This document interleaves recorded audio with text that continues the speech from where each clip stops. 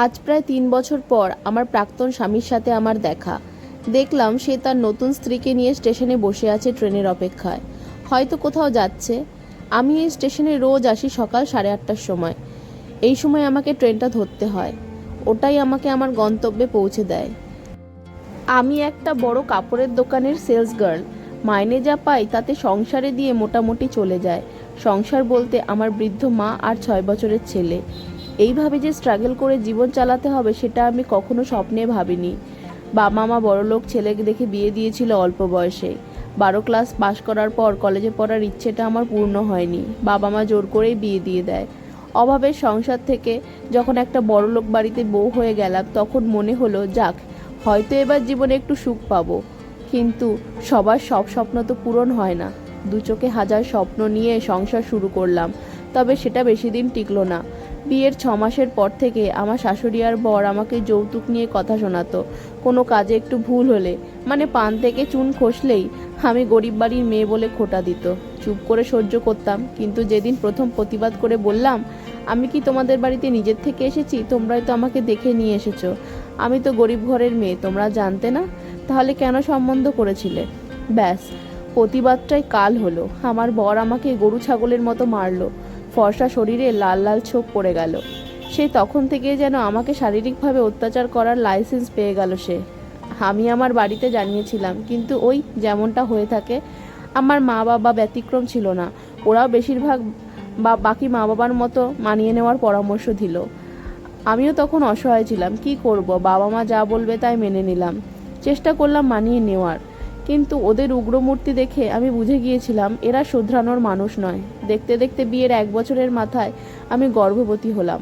আমার পেটে বাচ্চা আসার পর থেকে আমার স্বামীর ব্যবহার আমার প্রতি আরও খারাপ হয়ে গেল।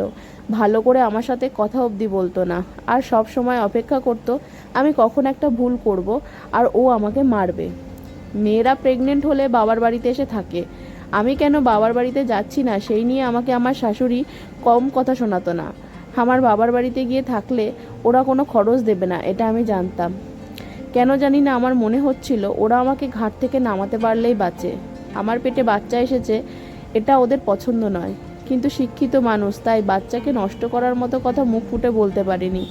প্রেগনেন্সির সময় ভালো মন্দ খাবার, প্রতিনিয়ত ডাক্তারের চেক আপে থাকা আমার দরকার, সেটা আমার বাবার পক্ষে করা আমি এখানে পড়ে থাকলে ওরা দায়ে পড়ে কিছুটা বাধ্য হয়ে সমস্ত কিছু করবে।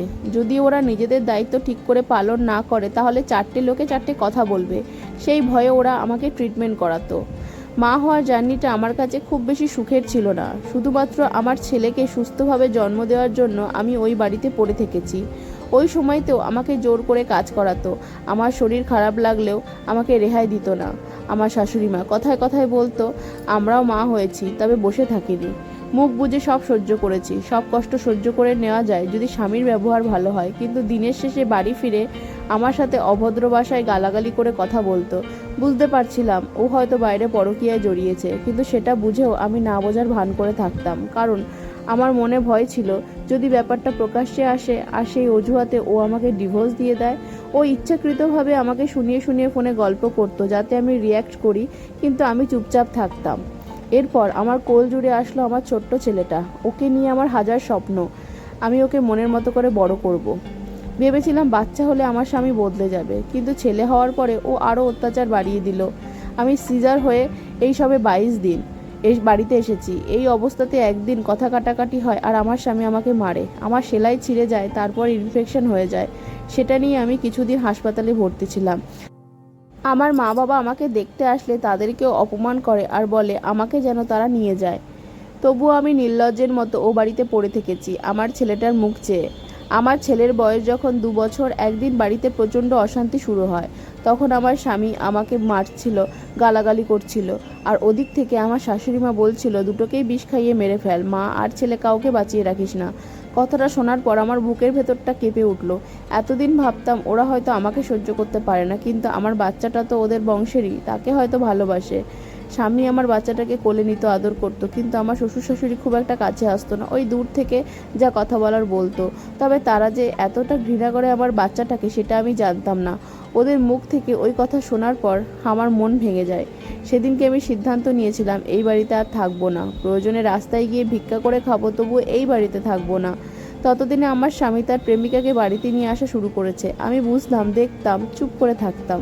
ও নিজের থেকে ডিভোর্সের কথাটা বলতে পারতো না, ভাবতো যদি আমি খোরপোশ চেয়ে বসি। সেই ঘটনার পর আমি আমার স্বামীকে ডেকে বললাম, আমি আর তোমার সাথে থাকতে চাই না, আমাকে ডিভোর্স দিয়ে দাও। আমার মুখে ডিভোর্সের কথা শুনে ও মনে মনে আনন্দ পেয়েছিল, কিন্তু তবুও ওপর চেঁচামেচি করে দেখালো যে ও কতটা রেগে গেছে, কতটা দুঃখ পেয়েছে। আশেপাশের লোকজনকে জানালো, কিন্তু সেদিনও আমার গায়ে একবারও হাত তোলেনি। তরকারিতে যদি একটু নুন বেশি হয়, সেই অজুহাতেও যে মানুষটা আমার চুলের মুঠি ধরে মারতো, সেই ডিভোর্সের কথা শুনেও গায়ে হাত তুলছে না। আমি মৃদু হেসেছিলাম আর মনে মনে বলেছিলাম, ধন্য আমার এই মানব জন্ম, আর কি কি দেখবো, কি সুন্দর অভিনয় তুমি পারো।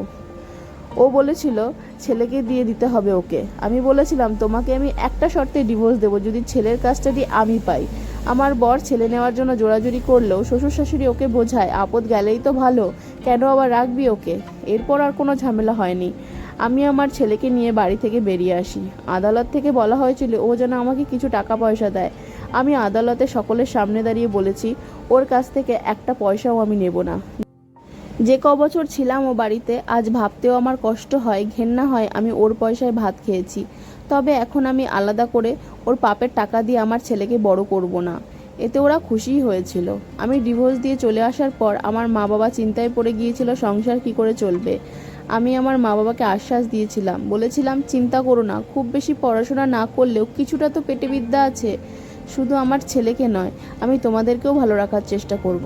আমি কথা রাখতে পেরেছিলাম। প্রথম দিকে চাকরি পেতে একটু কষ্ট করতে হয়েছিল, পরে আমি ভালো চাকরি পেয়েছি। আজ আমাদের সংসার ঠিকঠাকভাবে চলে যায়। আমি বাড়িতে আসার 1.5 বছরের মাথায় আমার বাবা মারা যায়। বাবা অসুস্থ ছিল। নিজের সাধ্যমতো বাবাকে ভালো রাখার চেষ্টা করেছি তার শেষ জীবন অবধি। এখন আমার মা আর ছেলে এরাই আমার কাছে সব। আমি নিজের কাছে একটা প্রতিজ্ঞা করেছি, আর যাই হোক আমি আমার ছেলেকে মানুষের মতো মানুষ করব। তার শরীরে তার বাবার রক্ত বইলেও চরিত্রে যেন বাবার ছাপ না থাকে। যে মেয়ে ওকে বিয়ে করবে, ভবিষ্যতে যেন সে ওকে পেয়ে গর্ব অনুভব করতে পারে। আমার মতো তাকে যেন চোখের জল না ফেলতে হয়। খবর পেয়েছিলাম আমার ডিভোর্সের পর প্রায় 2-2.5 বছর সময় পার হয়ে গিয়েছে ওর বিয়ে করতে। শুনেছিলাম যে মেয়েটার সাথে নাকি ওর সম্পর্ক ছিল, সে নাকি তাকে ল্যাং মেরে চলে গেছে। তারপর অনেক সম্বন্ধ খোঁজাখুঁজির পর একটি মেয়ের সাথে ওর বিয়ে হয়েছে। এদিকে আমার ট্রেন এসে গিয়েছে, আমি এবার ট্রেনে উঠবো। ওরাও দেখলাম একই ট্রেনে উঠলো। আমার স্বামীর সাথে আমার একবার চোখাচোখি হয়ে গিয়েছে। আমি মুখ ঘুরিয়ে নিয়েছি, কারণ ওর চোখের দিকে তাকাতে আমার ঘেন্না করে। তবে ভগবানের কাছে কামনা করি যে মেয়েটি ওর জীবনে এসেছে সে যেন সুখী হয়, আমার মতো কপাল পোড়া যেন তার না হয়। কারণ যার হাত ধরে সে সুখী সংসারের স্বপ্ন দেখছে সে একটা মানুষরূপী দানব। আমি আমার জীবনের অভিজ্ঞতা থেকে একটা জিনিসই বুঝতে পেরেছি, অন্যায়কে কোনোভাবে মাথা তুলে দাঁড়াতে দেওয়া যাবে না। অন্যায়ের বিরুদ্ধে প্রতিবাদ করতে হবে আর ঘুরে দাঁড়াতে হবে। জীবন মূল্যহীন নয়, জীবনের মূল্য বুঝতে শেখো। মানুষের জীবনের ভুল হতেই পারে, ভুলকে শুধরে নিয়ে এগিয়ে যাওয়াটাই জীবন, থেমে থাকা নয়। এই ঘটনাটি আমাকে পাঠিয়েছে দমদম থেকে একটা দিদিভাই। সে তার নাম প্রকাশ করতে বারণ করেছে। তো এটাই ছিল তার জীবনের একটি ঘুরে দাঁড়ানোর গল্প।